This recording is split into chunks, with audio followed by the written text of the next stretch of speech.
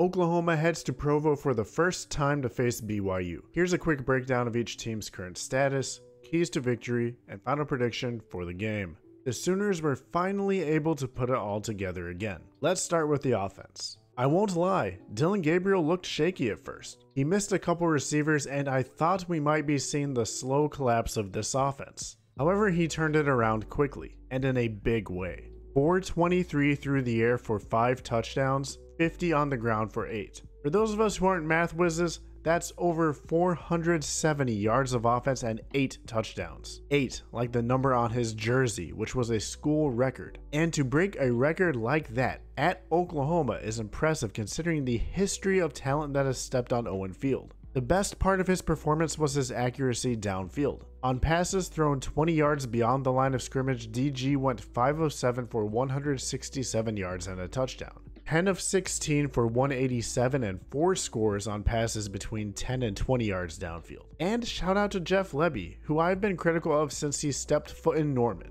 Only 2, if any, of his passes were thrown behind the line of scrimmage. It feels like Christmas came early. Lebby called a hell of a game and gave Dillon the opportunity to shine. Also, shout out to DG for surpassing Colt Brennan on the all-time passing yards list, which is an incredible accomplishment. Gavin Sawchuk built off his performance against OSU with another great one, 135 yards averaging 6 yards a carry. Howie Walker only got 1 carry, so the running back rotation still confuses me a bit. He may be banged up, but when you rush for 221 as a team, no matter the method, I'll take it. And you don't put up those offensive numbers without a great showing from the offensive line, who had one of their best performances of the year against a West Virginia defense that was coming off one of their most dominating performances of the season. Last week, it sucked that Drake Stoops had a career game and it was overshadowed by the loss, so he decided to step it up a notch. 10 receptions, 164 yards, and 3 touchdowns, including a 60-yard grown man score. Nick Anderson also went over the 100-yard mark, continuing to be a big-time playmaker.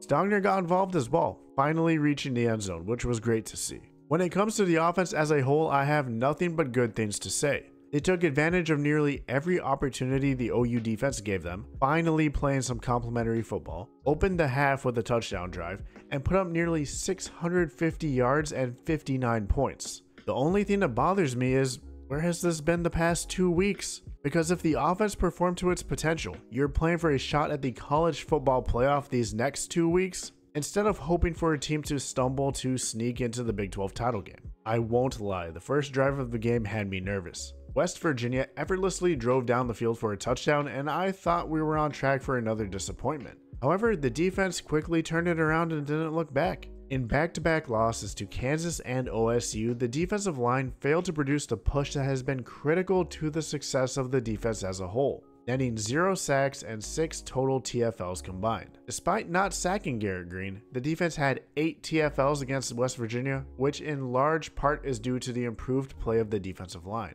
The defense played with the aggression that has allowed them to flip the script this season, and once again had an impressive 4-down goal line stand from about the half-yard line.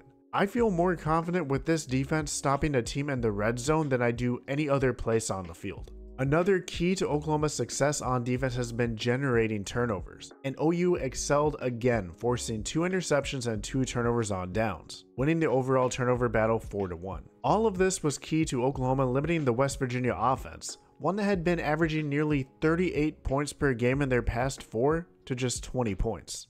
Now, it wasn't all perfect. Again, the first drive of the game was rough, and so was the last drive of the first half, where the defensive unit that was subbed in just felt off and the team allowed a chunk pass, had a PI, allowed a 4th down conversion, had another PI, and capped the drive with allowing the touchdown, all in a bit over a minute. Substitutions along the defensive side of the ball were also an issue. Twice timeouts had to be used because guys weren't getting on and off the field in time. That's an issue with both the players and the coaching staff, and in a closer game that could have been a killer. However, again, as a whole, the defense played well. It was great to have Stutzman back and playing alongside Kip Lewis, who's also seeing more time, and it looks like the defensive performance is trending up at a perfect point in the season leading into the final road game of the year against BYU.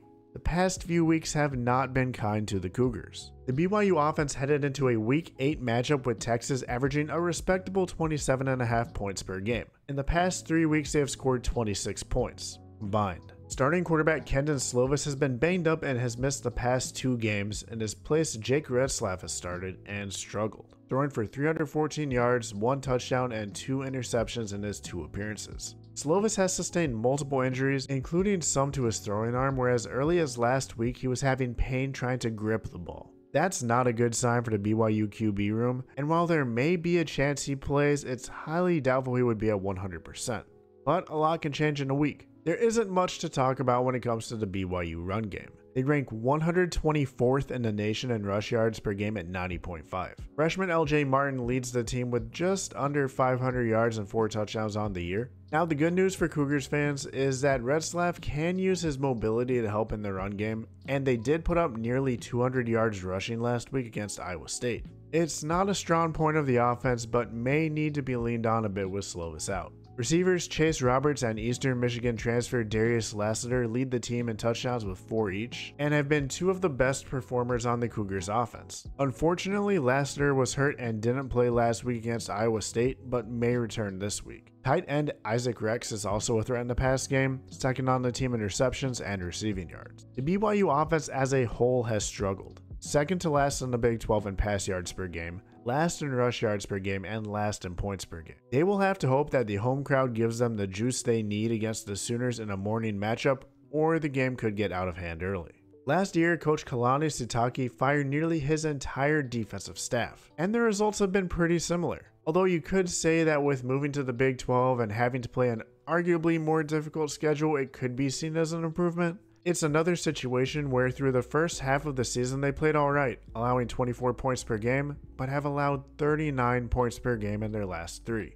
Linebacker Ben Bywater, BYU's leader in tackles last season, is out for the year, but the position group has still been a strength of the defense, which includes their 2 leading tacklers of this season in Max Tooley and AJ Vonpachan, whose name I probably butchered. They also have Chaz Ayu on the roster, whose uncle CJ Ayu played for both BYU and Oklahoma. The secondary features 2 corners who are magnets for the ball in Jacob Robinson and Eddie Heckard, who have combined for 7 interceptions on the year. In fact, the defense has forced 18 turnovers this season, second only to Oklahoma in the Big 12. Unfortunately, in back-to-back weeks, BYU has allowed opposing offenses to have their best performances of the season against them. Similar to the offensive side of the ball, the defense will be looking to turn things around or it could get ugly. Last week, Jeff Levy put together a play-calling masterclass. It wasn't frilly or fancy, it was well-designed and effective. Oklahoma should have no problem putting up numbers on this defense, assuming Levy doesn't go off script. 3 weeks in a row, touchdown drives have been allowed where multiple defensive penalties were the root cause. Twice it cost the Sooners the ball game.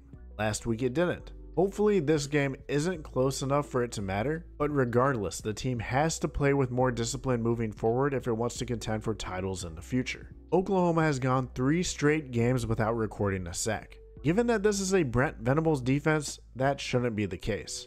Pressure the quarterback and bring them down a couple times this game. It's going to be tough to contain this Oklahoma offense, especially if they play like they did last week. Trying to limit possessions and keep the Oklahoma defense on the field as long as possible is likely the best bet to win this game. Feed off the energy of the crowd. Yes, the game is early at 10 a.m. Provo time, but I still expect the crowd to be full tilt in the only Big 12 matchup these 2 teams will have, and the Cougars will need all the help they can get. Dillon Gabriel is coming off the best game of his career and will be looking to replicate that. He may also be seeking revenge for the loss he had to BYU in 2020. Limiting him will be a huge part of disrupting the rhythm of Oklahoma's offense, which could result in some more Big 12 chaos. Last week I was not confident, and this week I feel overconfident, so I'm trying to do my best to reel things in. We saw what this Sooner team has the potential to be, and it was great, but the question is, can they put everything together week in and out? Specifically, can they do it on the road in a hostile environment? I think the first half is a tight one, but the Sooners find their groove and pull away in the second, winning the game 31-10. But I'm hoping for a blowout because I'm still salty about BYU injuring Sam Bradford. Speaking of Sam, check out this video ranking the greatest Oklahoma quarterbacks of all time, and as always, have a great day and see y'all at the next one.